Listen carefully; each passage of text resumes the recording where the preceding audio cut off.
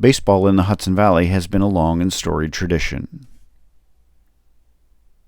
From the days when baseball was invented just 2 hours west in Cooperstown, to a local ball club called the Firemen in Staatsburg, sponsored by New York Yankees owner Jacob Ruppert in the 1950s, to a short-season single-A minor league team today, baseball roots run deep.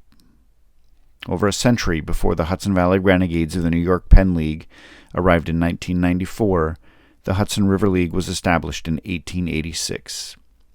Teams in the league hailed from Newburgh, Poughkeepsie, Kingston, Albany, Troy, Saratoga, and Glens Falls.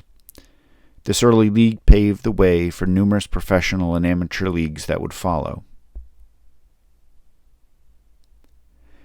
Many local players have even been called up to the major leagues, including Dutchess County players Big Dan Brothers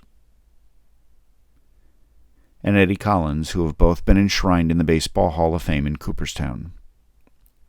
In Hyde Park, several wealthy Gilded Age family built country cottages. They included Frederick W. Vanderbilt and his wife Louise, and Colonel Archibald Rogers and his wife Anne. Both of these families sponsored baseball teams that played in the local Hudson River leagues. The families sponsored these teams by providing uniforms for the players to wear, and they provided them time off called half-day holidays to play the games.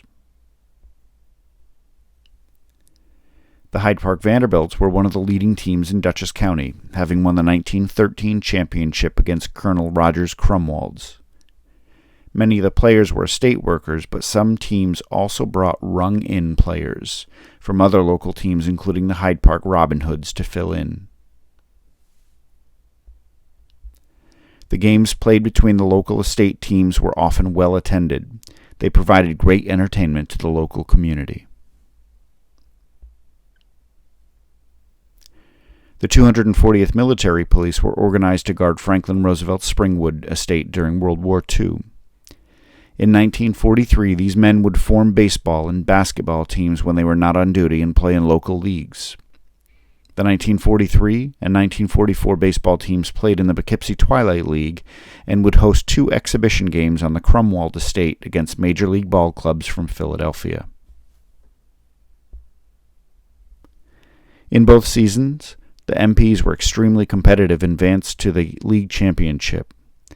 As good as they were, they didn't fare nearly as well against the big league clubs. Their games were always well attended by the community and provided a great bonding experience for the residents of Hyde Park and the MPs. Even after FDR died in 1945, the MPs continued to play, albeit on a much more limited schedule of 5 games.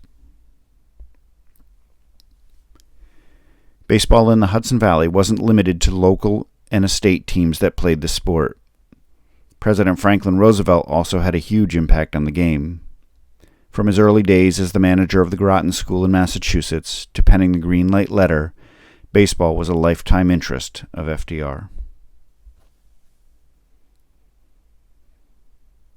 About a month after the attack on Pearl Harbor, which vaulted the United States into World War II, Baseball Commissioner Kennesaw Mountain Landis sent a letter to Roosevelt asking whether professional baseball should continue to operate now that the nation had turned its attention to war.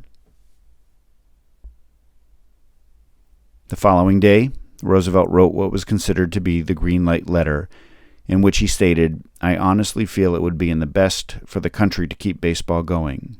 He considered baseball a source of relaxation for American workers during a trying time. This prompted a call to elect him to the Baseball Hall of Fame, which was never realized.